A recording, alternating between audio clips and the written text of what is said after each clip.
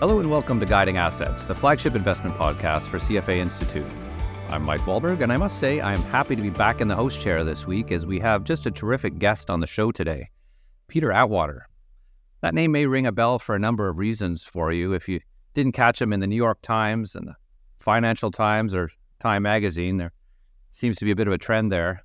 You likely know his work as the man who brought the term K-shaped recovery into common usage back in 2020. A quick reminder for you, the K-shaped recovery describes how different businesses and people would follow opposite economic paths out of the pandemic. A professor and consultant to institutional investors, companies, and policymakers, Peter is an expert on how social mood affects decision-making, the economy, and markets. And now, he's written just a tremendous book about it, which was just released this month, called The Confidence Map. We're going to ask him today about how we can apply his learnings about confidence to managing portfolios. But this episode will likely also resonate with folks from many different backgrounds and focuses. So welcome to the show, Peter. Thanks very much, Mike. Now, Peter, again, thank you. Thank you for this great book. I really enjoyed it, and I feel like it will become one of those reference books that live on the shelves of, well, lots of professionals, really, not just market makers. I actually wanted to ask you about that off the top, because the dust jacket on your book has lots of endorsements from various people, which, you expect on any new book. But what struck me was the wild array of different people who'd weighed in. And forgive me here, I jotted down a few names of folks with quotes on paper here, one sec here. Got Morgan Housel, author of another great book, The Psychology of Money.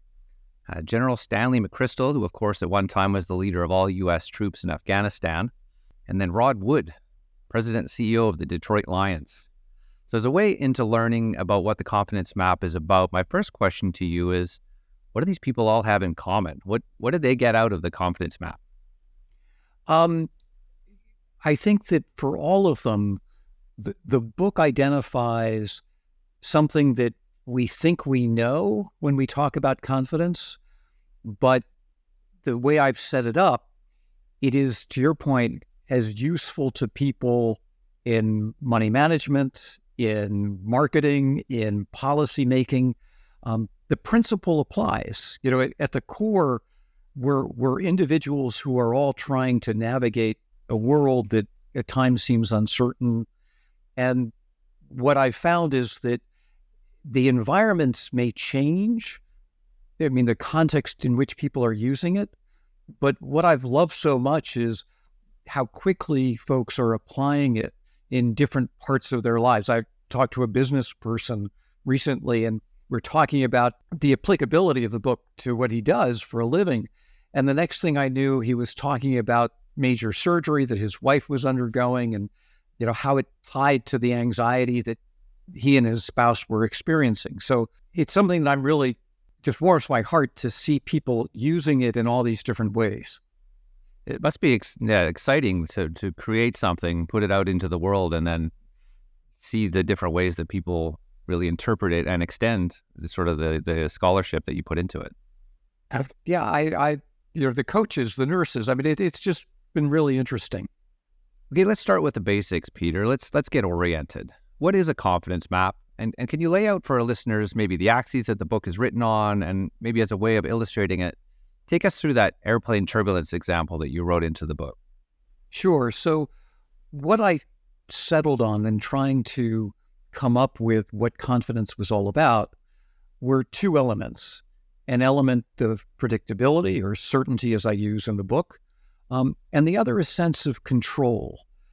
When we're confident, we think we know what's coming and we feel prepared for it. And so certainty and control became the variables that I track really closely. And I use control on the y-axis and certainty on the x-axis to come up with a very simple 2x2 box chart. And what that enables you to start to see is that different combinations of those two elements make us feel differently. When I have both certainty and control, when I'm in the upper right-hand corner of the quadrant, what I call the comfort zone, we feel good. Life is easy. We never want to leave. The opposite corner, the lower left-hand corner, is the stress center. And there we feel anxious, and there's a sense of vulnerability, which is the opposite of confidence. The other two boxes are kind of unusual in that we have one element but not the other. The lower right-hand box is what I call the passenger seat. If you've been in the back of a cab or on an airplane, you have certainty, or at least you hope you do, but you have absolutely no control. It also defines a roller coaster, or in a negative sense, a prison.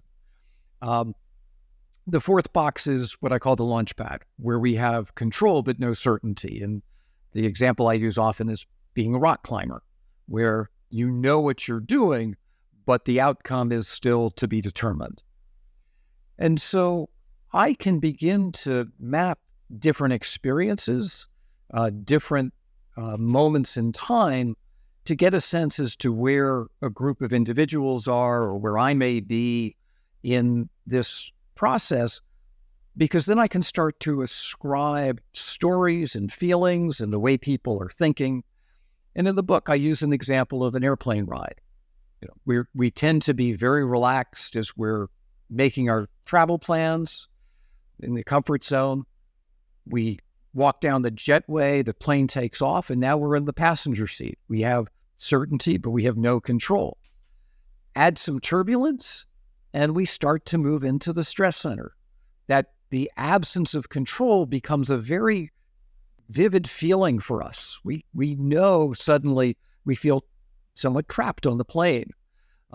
I talk about an aborted landing, which is an incredibly stressful experience for a passenger. And that puts us in the part of the stress center I call the trauma zone, those moments where we feel intensely powerless and uncertain. And so what you begin to get a sense of is that real life moves us around.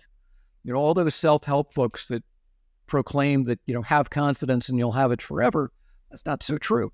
We are very dynamic, and every day we're moving around as things happen to us, and it's a natural part of life. And what I found interesting about that example in the book was how different people can experience the same thing differently. Can you talk a little bit about that? Sure. So I compare the images that a confident traveler might have versus somebody who's scared of flying. Somebody who's scared of flying may never feel like they were in the comfort zone when they made their plans, and were probably anxious from the moment they boarded. On the other hand, somebody who's really confident never probably realized that during takeoff they went from having control to having no control. The most interesting aspect is the map that I included of a pilot, because I was curious as I was working on this, how would a pilot have handled that aborted landing? And the first thing the pilot said to me was, we don't call them aborted landings. He said, these are go-arounds. And it's something we practice, we talk about, we prepare for. And he said, so chances are, while it was unusual, it was probably not very stressful in the cockpit, which I took as a very reassuring thing as a passenger, given how much I fly. Yeah, and that actually gives me a good segue for another question I had here for you, which is talking about the vulnerability first mindset. And in the book, you take through an example of how ER docs handle their day-to-day, and I imagine that it's a similar type of process that pilots are going through, of how they create these processes. So I'm wondering if you can talk a bit about the vulnerability first mindset and how it leads to better decisions. Yeah, for people whose day-to-day jobs involves being in the stress center and having to get out. So that would be emergency room doctors, firefighters, policemen, a lot of first responders. And so their focus is all about, how do we regain certainty and control in this situation? And if you think about the emergency room, they don't care how you arrived there. They're not focused on what the cause of the problem was as much as the condition that exists now. And that's very different from the way many of us deal with crises in our lives. We get obsessed about why we got mugged or how we were in the car accident. Folks in the emergency room don't care about that. They just know they have a condition to address. And they talk openly about everything that's wrong. Again, something we tend not to do when we're in the stress center. They share information openly. They're very transparent about this is good, this is bad, and they constantly reassess. There is never a sense of status quo. It's always a sense of things are either getting better or they're getting worse. And so we have to continue to monitor until we're certain that there's a recovery ahead. Yeah, I like that aspect of, and you wrote it, openness or outright eagerness to accept what is in front of them. So this idea of this sort of no magical thinking allowed, as well as that sort of this idea of not being afraid to change their course of action. I thought that was also quite valuable as a takeaway. Yeah, from that. Because those are both flaws that we as individuals, those are traps we tend to fall into. Yeah.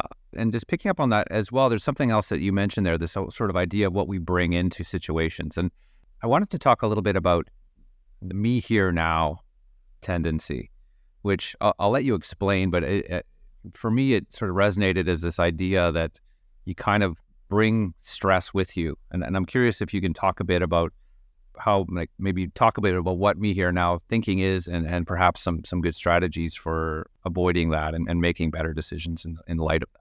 Sure. So when we feel anxious, our priorities change. And you can think about vulnerability as causing a reason to focus. There's a threat that we must address. And so what vulnerability causes is an intense shrinking of our priorities to the only things that are around us. So me versus you, right now versus tomorrow, right here versus where you are, in Vancouver. And that is very powerful in the moment when you're trying to address an immediate concern.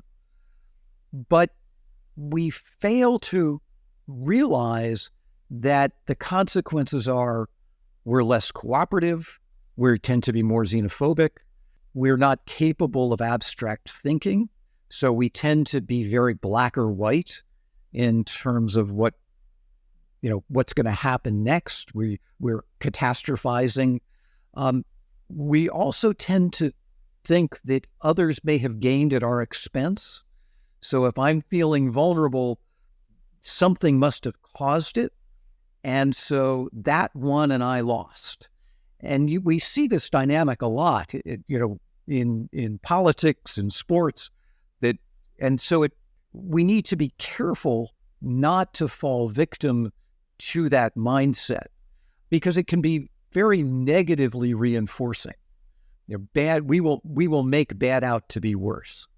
Yeah, and then it can continue on with you beyond the incident itself, and that sort of negative reinforcement in your mind of sort of cycling over it can waste days and weeks afterwards after a single type of an encounter. And we'll take it to work with us. I mean, we'll take it wherever we go.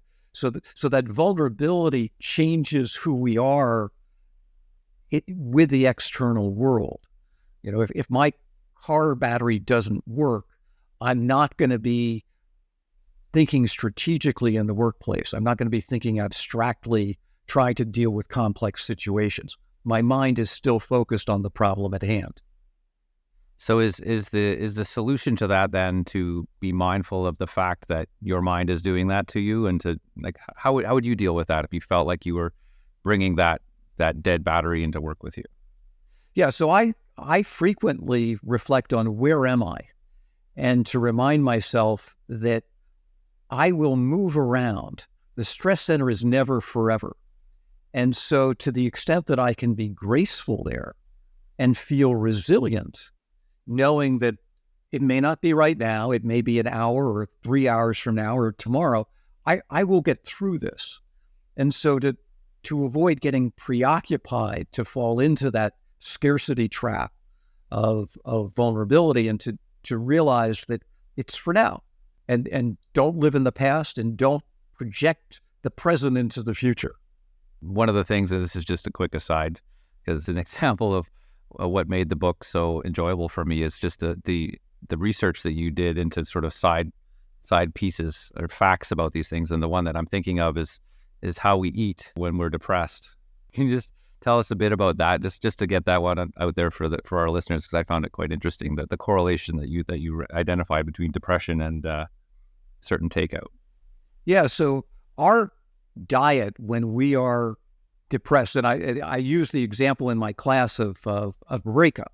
You've broken up, and so what do you reach for?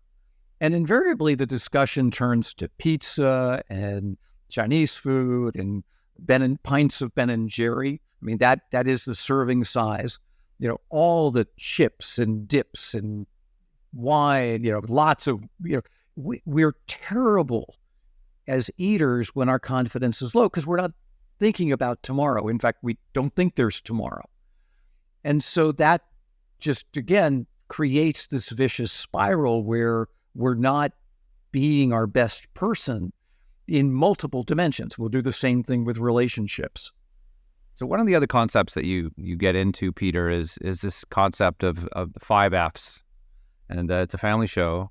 So I wonder if you could talk a little bit about that. What is to give context here, we've got this idea of fight or flight, which is sort of the most well-known responses that folks have to stress.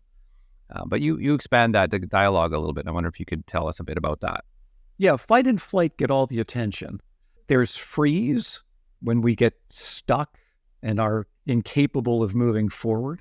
One that's really powerful and I think woefully underappreciated is follow.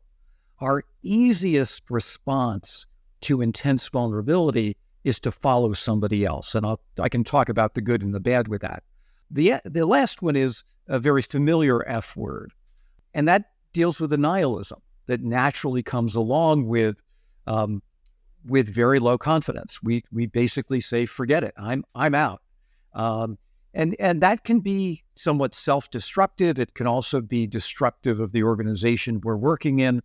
You'll see that in mergers where employees say, I know I'm going to be a victim of this layoff. So between now and then, I'm just going to create this endless sea of turmoil. And what we forget is that all 5 of those are available.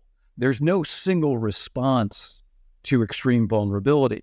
And so leaders particularly need to recognize that people will select the one or combination of the two that matters the most to them. And so they need to be prepared not only for fight and flight, but for freeze, follow, and the other one.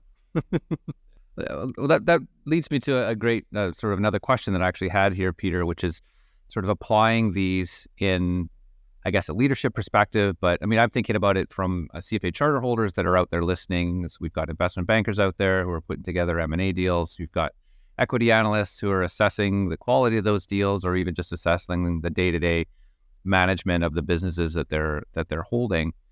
And I mean, effectively, these are, if leadership is not acknowledging the potential for adverse reactions to, say, an M&A deal, they're not managing risks. So wondering how could folks in our industry use an understanding of this to assess a company or a company's ability at managing those risks? So I don't think any of these boxes are inherently good or bad. So we make a combination of very good decisions and very bad decisions based on where we are. We need to be particularly careful in the decisions we make at extremes in confidence, because we are as likely to be overconfident as we are to be underconfident. And I don't think underconfidence gets enough attention, but particularly in market turmoil and panic, we tend to catastrophize and we overemphasize what could go wrong. In the same way, when we're overconfident, we overemphasize what could go right.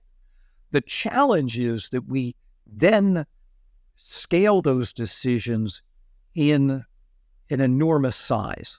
So I will overbuy at the top and I will oversell at the bottom. The classic, put it all to cash at the very lows. And if we can look at manias and panics not as emotional phenomenon, but as objective conditions, then you can start to look around and say, oh, that crowd is panicking. People only panic as they're approaching the bottom in confidence.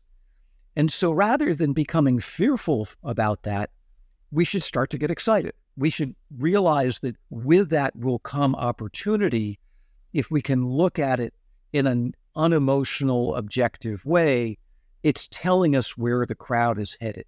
In the same way at the top, the mania and that intense need to buy and the things we buy, the out of the money call options in whatever size we can possibly scale. Those are telling us that the crowd is at the other extreme. And so I think it's really useful, and I do this every day, where's the crowd today? What is their behavior? What are their stories telling us about their position? Because ultimately, confidence is a trolley track. It only goes so far in both directions. And when it reaches the end, it's going to immediately turn, and you have to be prepared for that, particularly in the investment world. Yeah, because that's the only way you make money in the markets, right? Is to have a contrary view that's correct. But sensing those extremes in sentiment can often offer the greatest entry points, really, or exit points. Yeah, and they're the ones that go contrary to what your gut is telling you. And that's where being able to look at these very emotional, very impulsive behaviors objectively allows you to decouple from your gut. Yeah, you can sort of visualize where the market is on the confidence map and say, okay, everyone's feeling like they're way deep in the bottom left, they're stress centering, they're acting irrationally, they're me here nowing, they're they're selling to cash, and I'll be on the other side of that trade because it's going to revert back up to the top right. Yeah, remember, at the very lows, we crave things that are incredibly tangible. It's why in the early days of the pandemic, we went and got toilet paper and water and all of this stuff that we had to have on hand that we could touch. We put cash in the mattress at lows in confidence because it's so me here now focused. It just brings to mind that other example you gave, which is that the rise of craft brewing, which I love craft brewing. There's lots of them in my neighborhood, which is fantastic. But you linked that to the great financial crisis, which is folks wanted things that were more tangible, things that were closer to home, things that they understood, and that specifically in that context that were not sort of big business and further away and faceless, I guess. Yeah, we abhor abstraction when we're in a low confidence environment. We don't understand it. It seems useless. It seems far away. You could see that with the pandemic in terms of our feelings about the World Health Organization. That this behemoth, you just couldn't put your hands around, well, what is it that they really do? That's the nature of our thinking when we lack confidence.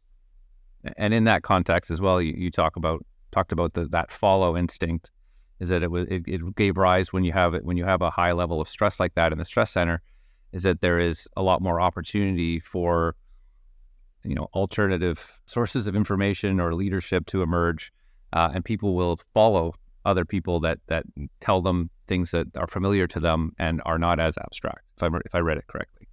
Yeah, we will take somebody that we trust over an expert at all times in lows of confidence. And we need to be careful. Predators, cult leaders, authoritarian figures, they love us when we're in the stress center because we're easy targets. And so we need to remember that ultimately none of them want us to regain control in our lives. Their goal is to maintain control throughout. So they may make things better, but they will not return us to the comfort zone. Aside from what we've covered, it was a short conversation today, Peter, but is there anything else you hope readers might take away from the book that we haven't covered in our chat today? No, I think for investors, one of the things they should be thinking about is, how does sentiment play into their portfolios? If I think back to last year, we went into the year with sentiment in both stocks and bonds at an extremely high level. And so we saw this consistent synchronous sell-off that many balanced investors were unprepared for. They thought their portfolios were diversified, but when it came to sentiment, they owned one thing. The whole pie was piping hot. And so investors need to be more open, I think, to owning things where sentiment is terrible, just to realize that is ideally what creates covariance isn't historical correlations, it's current sentiment that's uncorrelated. You want to buy things where sentiment is rising and falling, is high and low, because it's that mix that over time should generate greater returns with lower risk for your portfolio. Now, I know you've spent time working in financial services in addition to being an author and a professor. So I wonder if you could cast your mind back and think about what your first job in the industry was. And if you could go back and take yourself for coffee on your first day, what key piece of advice would you offer yourself? What you think as an investor doesn't matter. That ultimately price is determined by the crowd and how the crowd feels. And I wish that I had that rolling in the back of my head throughout my career. I'd have paid a lot more attention to the broader world of investor sentiment than I certainly did. I've been speaking today with Peter Atwater, author of the newly released book, The Confidence Map. Thanks so much for coming on the show today, Peter. It's been a real pleasure. Likewise. Thank you so much, Mike. I'm Mike Wahlberg, and this has been Guiding Assets.